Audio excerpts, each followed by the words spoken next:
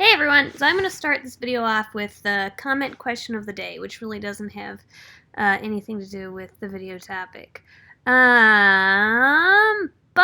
the comment question of the day is, in terms of online privacy and security and personal information, and reputation and identity, and hireability and all of these things, what advice would you give a young person who's thinking about cultivating a social media presence? Actually, no, maybe this is just what the video is going to be on.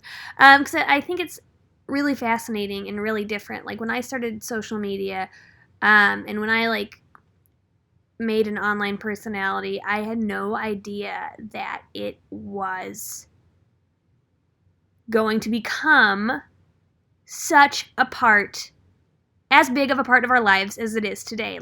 I just couldn't see ahead. So for example, if I were giving young me some advice, I would say don't use your real name. I would say you can still be your real self. You can be authentic. You can be vulnerable if you want. You can be an activist. You can be boring. You can be silly. You can be weird. You can be whatever you want. You can be genuine. But just don't use your legal name, because that's forever connected to you. Often, that is often forever connected to you, and it has become the world's convention to, before hiring, do a Google search. So anything that you put out online could affect your potential hireability. So I would say hey, Ash, be someone else. Be I would think of a really cool name. It'd probably be I really like the name Carter Gray.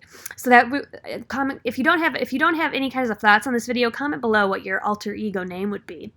In another universe where you had to create an online persona and be somebody different, what would you be called? I would just come up with a different name. Other things to, I don't know. If you were going to talk to a young person who's thinking about starting a YouTube channel, what would you ask them to consider? What would you, and what advice would you give them to protect themselves? Maybe you would ask them to consider the climate online right now.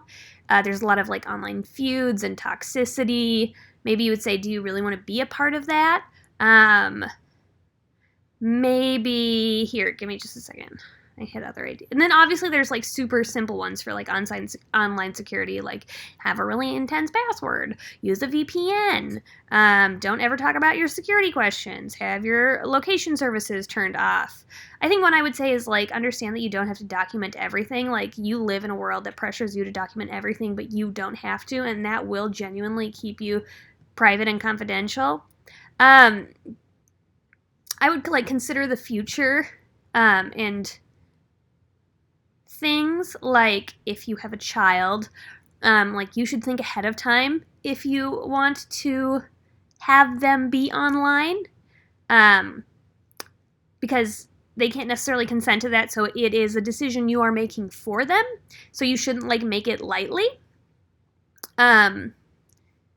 So it shouldn't just be something that you don't think about at all, and then maybe you make a mistake, and because there's no going back from that. Once you put a whole bunch of stuff online, it kind of lives there forever. So important things like that, that other people are affected by, you should think about.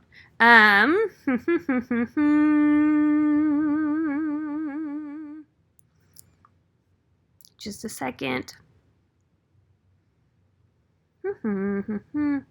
Oh, something is decide what kind of relationship you want to have with your audience. Some creators have they almost sometimes directly and sometimes indirectly encourage their audience to idolize them, to try to find them, to they document, maybe for example, every now and then a YouTuber's address will be linked. Now, if a creator were to say, hey, it's not cool to show up my house, that would be one way to establish a relationship. If they were to say that online. But if they were to if somebody were to say tweet like, oh my gosh, I found Meow Meow Meow's house and I got a picture in front of it. Isn't that wild? And look, they're in the window. And then if that creator like retweeted that and said, oh my gosh, you're such a sleuth, like obviously that would encourage the kind of behavior. So just thinking about like what, just understanding like that feedback loop and understanding that what you do encourages a certain kind of behavior and that you can, like you have the ability to not necessarily set up concrete boundaries, because you can never like guarantee folks will respect them, but like you have the ability to try to establish boundaries and like put out what you are and are not okay with.